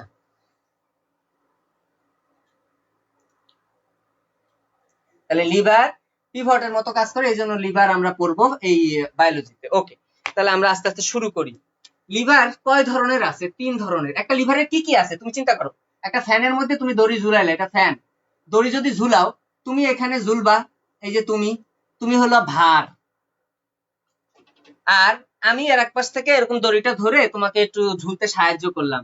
তাহলে আমি হলো এখানে কাজ করতেছি, আমি হলো প্রচেষ্টা, মানে আমি প্রচেষ্টা করতেছি তোমাকে মারতে, তুমি হলো ভার, ওজন।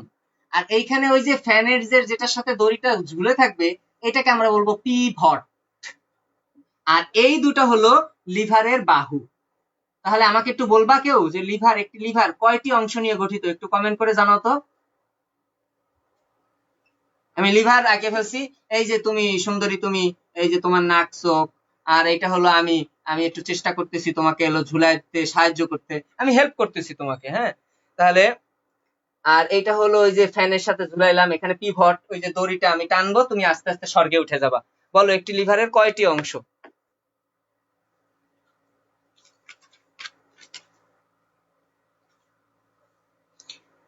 একটি লিভারে, জেসমিন, ছাগল কোনকার, ভেড়া কোনকার, 3টা না 4টা? আমি লিখেই দিলাম 4টা।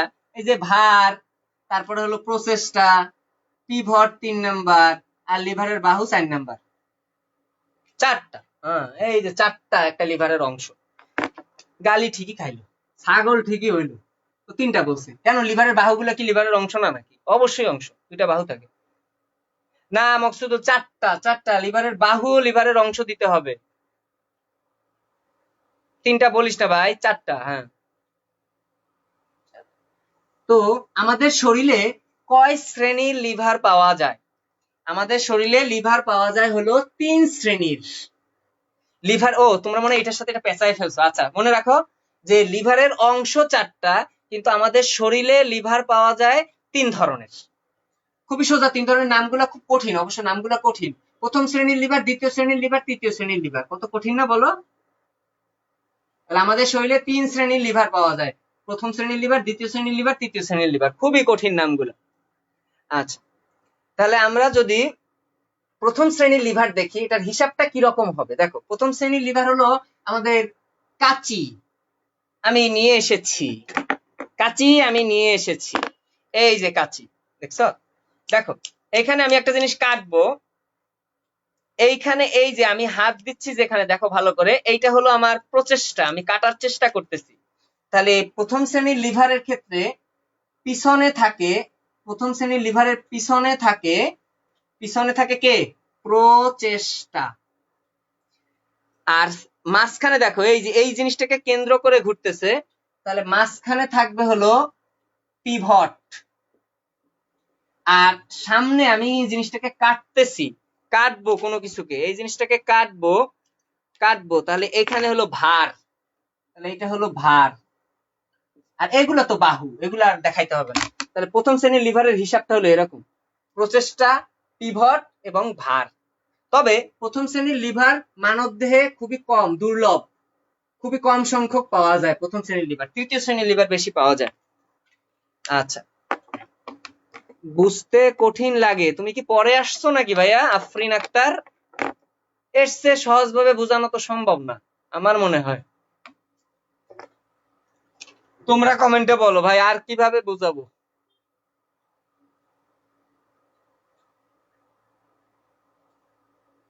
এই যে পিভট বুঝাইছি, এরকম বুঝা কেন কঠিন লাগবে? এখানে পিভট থাকে, এগুলা বাহু। এর চেয়ে সোজা আফরিন, আমি দুঃখিত, এর চেয়ে আর সোজা করে বলতে পারতেছি না।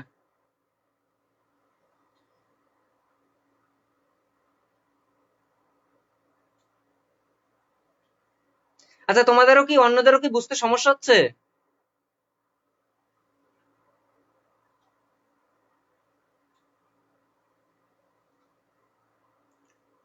হ্যাঁ, এগুলো মোটামুটি পানি পানি খাইতে তাও কষ্ট আছে, এগুলো বুঝতে তো কষ্ট নাই। আচ্ছা দেখো, তাহলে প্রথম শ্রেণীর লিভারে প্রচেষ্টা, পিভট কোনটা কোথায় থাকে আমি কাঁচির সাথে মিলাইছি। এই দেখো, এই কাঁচির সাথে মিলাও না রে ভাই। এই যে ভার সামনে, পিভট মাঝখানে, প্রচেষ্টা পিছনে, এই যে কাঁচির সাথে মিলাই দিলাম। যা, আমার বোর্ড নষ্ট হোক। আচ্ছা, তখন মানবদেহের সাথে মিলাও। মানবদেহের কোথায় এই ধরনের পিভট পাওয়া যায়? তুমি মাথাটাকে নিচে নামাও, চিন্তা করো। এই যে থুতনিটা নিচে নামাও, থুতনিটা যদি নিচে নামাও, এই থুতনিটা হলো ভার। তাহলে থুতনি ভার সামনে মিললো। টান, তুমি নিচে নামাই দাও, তুমি নিজেরটাই নিচে নামাই দেখো, তোমার টান লাগবে কিন্তু ঘাড়ে। তার মানে টান মানে প্রচেষ্টা হলো পিছনে, ঘাড়ে টান লাগবে। আর মাঝে, তুমি কি জানো যে আমাদের সার্ভাইকালের প্রথম পরশুকার নাম হলো অ্যাটলাস, আংটির মতো। ওই অ্যাটলাসটা থাকে, তার মধ্যে এক্সিস থাকে, তার মানে ওইটা পিভটের মতো কাজ করে। এই যে এইরকম কাজ করে, এইরকম। তাহলে মাঝখানে থাকে পিভট। আমার এগুলো কোনটা কিরকম কাজ করে এগুলো দরকার নাই, এগুলো জাস্ট বুঝার জন্য। তাহলে আমরা শুধু জানবো যে ওই যে মাথা নিচে নামানো, মাথা নিচে নামানো, এটা হলো আমার প্রথম শ্রেণীর লিভার। একটু জানলেই হবে, এমসিকিউ। রিটার্নের জন্য আসলে এইরকম চিত্র এঁকে দিবা যে কোনটা কোথায় প্রথম শ্রেণীর লিভারে। দ্বিতীয় শ্রেণীর লিভার, প্রথম শ্রেণীর লিভার আর পেঁচানোর প্রয়োজন নাই, মাথা নিচে নামানো। দ্বিতীয় শ্রেণীর লিভারের উদাহরণ হলো ঠেলা গাড়ি। এখন ভাই আমরা রাস্তায় যে ঠেলা গাড়ি দেখি সামনে দিয়ে ঠেলে, ওইটা না। কোন ঠেলা গাড়ি? ময়লা ঠেলে, দেখছো ময়লা ঠেলা গাড়িটা কিন্তু এই যে সামনের দিকে থাকে চাকা, মাঝখানে থাকে হলো ময়লা, আর পিছনে থাকে ওই ময়লা যে নিয়ে যায় ওই ভাইয়া থাকে। তাহলে এবার চিন্তা করো, মিলাও। এই যে এরকম ঠেলতেছে, ময়লা ঠেলতেছে। তাহলে দেখো, ময়লা যদি ঠেলে, সামনে হলো এবার চাকা কেন্দ্র করে ঘুরতেছে। তাহলে এটার ক্ষেত্রে সামনে কিন্তু পিভট, মাঝখানে ময়লা মানে কি? এটাই তো ভার। তাহলে এটার ক্ষেত্রে কিন্তু মাঝখানে ভার, আর পিছনে সে ঠেলতেছে, তার মানে পিছনে হলো প্রচেষ্টা। এটা বুঝছো কিনা বলো সবাই। দ্বিতীয় শ্রেণীর লিভারে কোনটা কোথায় আমি বলে দিলাম, এটা বুঝছো কিনা সবাই বলো, খুব ইম্পর্টেন্ট। একটা ঠেলা গাড়ি চিন্তা করো, ময়লা ঠেলা গাড়ি, এই যে চাকা সামনে ময়লা ঠেলা গাড়ির, নাহলে কালকে ময়লাওয়ালার সাথে দেখা করে এই ঠেলা গাড়িটা দেখবা যে সে কি করে। ঠেলা পিছনে, ময়লা মাঝখানে, সামনে চাকা। তাহলে সামনে চাকা মানে পিভট, ভার মানে মাঝখানে, প্রচেষ্টা মানে পিছনে। এটা কি ক্লিয়ার সবার? এবার মানবদের সাথে মিলাবো। আচ্ছা, মানবদের সাথে যদি মিলাই তাহলে চিন্তা করো, আমি গোড়ালিকে আবার পা দেখাইতে হইতো, কিন্তু এবার আর দেখাইতে পারতেছি না, দুঃখিত। আমি পায়ের গোড়ালিকে উপরে উঠাবো, তোমরা যারা দাঁড়ায় আছো তারা চেষ্টা করতে পারো। যখন উঠাবো দেখো পায়ের পাতাগুলো কিন্তু এই যে, মনে করো পা উঠাচ্ছি, এরকম পা শুয়ে আছে, পাকে উঠাচ্ছি, পায়ের পাতা এই যে সামনে, এটা কিন্তু স্থির থাকে, এটা কিন্তু পিভট, একে কেন্দ্র করে উঠতেছে। তুমি গোড়ালিকে উঠাবা, তাহলে গোড়ালি হলো এই যে গোড়ালি হলো মাঝে, গোড়ালি হলো ভার, দেখো ভার মাঝে।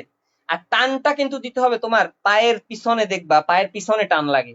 তাহলে তোমরা একটু যদি নিজেরা ট্রাই করো তাহলে ইজিলি পারবা, যে সামনে হলো পিভট, সামনে চাকা বা সামনেকে কেন্দ্র করে আমি গোড়ালিকে উঠাচ্ছি, তাহলে গোড়ালি ভার, যেটা উঠাচ্ছে ওইটাই তো ভার, ওইটা উপরে উঠবে। টানটা কিন্তু লাগবে পায়ের পিছনে, পিছনের ওই যে লম্বা নালিতে। হেক্সিসল ইউজ করা যাবে না, এটাতে কেমন হেক্সিসল ইউজ করবো রাম ছাগল কানকার? এটাতে মনে রাখবি দ্বিতীয় শ্রেণীর লিভারের উদাহরণ হলো গোড়ালি উপরে উঠানো। এটা মিলাও, নিজেরা মিলাও, গোড়ালি উপরে উঠানো নিজেরা মিলাও। গোড়ালি উপরে উঠাও, দেখো টান কোথায় লাগে, টান লাগবে দেখবা পিছনে লম্বা জায়গায়, লম্বা এই যে ইসের টিবিয়ার এখানে। আর গোড়ালি উঠাচ্ছ, গোড়ালি হলো ভার, আর আঙ্গুলকে কেন্দ্র করে, আঙ্গুল নিচে থাকবে, আঙ্গুলকে কেন্দ্র করে উঠাচ্ছ, তার মানে আঙ্গুল হলো পিভট। এটা ক্লিয়ার হয়েছে?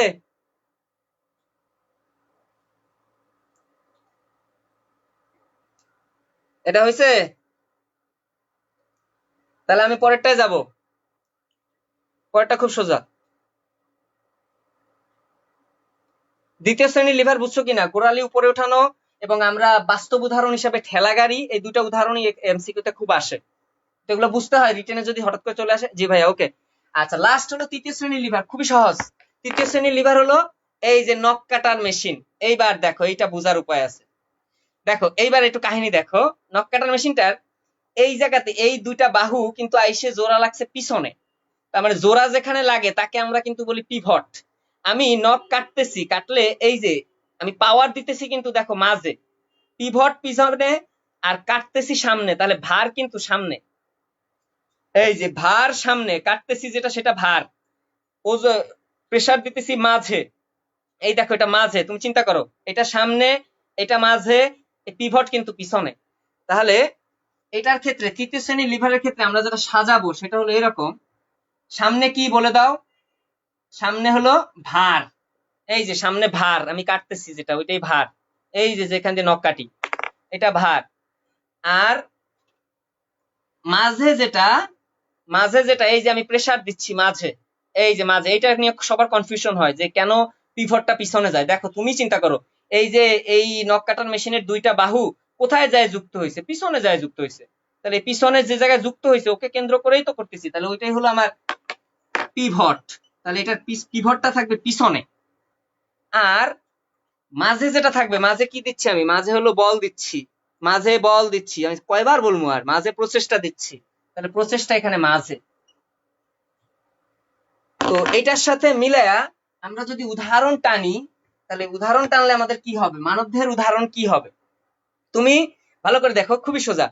তুমি হাত দিয়ে কোনো কিছু উপরে উঠাবা, চিন্তা করো, এই যে টেবিলের উপরে, যদি দেখতে না পাও, দেখতে পাচ্ছ মনে হয়, এই যে টেবিলের উপরে আসি, এই যে আমি এটা ধরে দিচ্ছি, এই যে টেবিলের উপরে আমি ধরতেছি, আমি এই হাতে কি রাখছি? হাতে রাখছি ভার, ভার উপরে উঠাচ্ছি, ভার উপরে উঠাচ্ছি কনুইকে কেন্দ্র করে, দেখো কনুই ফিক্সড, তাহলে কনুই হলো পিভট। আর টান লাগতেছে আমার এই জায়গাটায়, টান লাগতেছে কোন জায়গাটায় আমি বলে দিই, এই যে কাঁচি যেখানে রাখা এই জায়গাটায় আমার টান লাগতেছে। সামনে এই যে আমি মার্কারটাকে উপরে উঠাচ্ছি, মার্কার উপরে উঠাচ্ছি মানে ভার উঠাচ্ছি, টান লাগে আমার কেচিটা যেখানে রাখছি ওই জায়গায়, আর কনুইকে কেন্দ্র করে, কনুই ফিক্সড। তাহলে কোনটা কোথায় দাঁড়ালো? দেখো ভার সামনে, ভার সামনে মিলছে, ভার সামনে, মাঝখানে কে? প্রচেষ্টা, এই যে মাঝখানে টান লাগতেছে, কাজ করতেছি মাঝে, মাঝে প্রচেষ্টা, কনুই ফিক্সড, কনুই হলো পিভট। ক্লিয়ার সবার?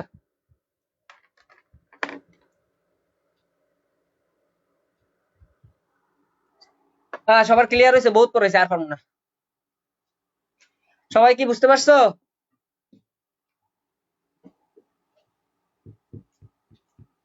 Liver clear?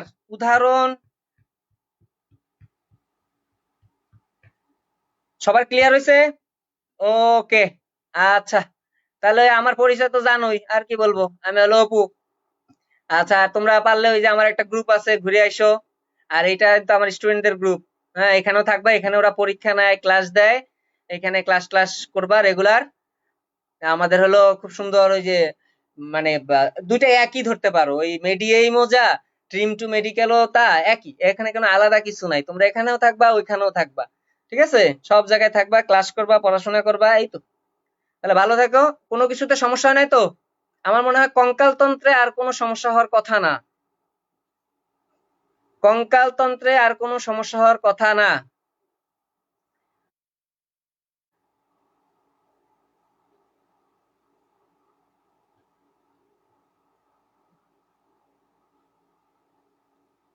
প্রবলেম হবে আর? লিভার, পেশি, যথেষ্ট ডিটেলস পড়াইছি, যত যা ছিল আজকে অনেকগুলা টপিকস পড়াইছি।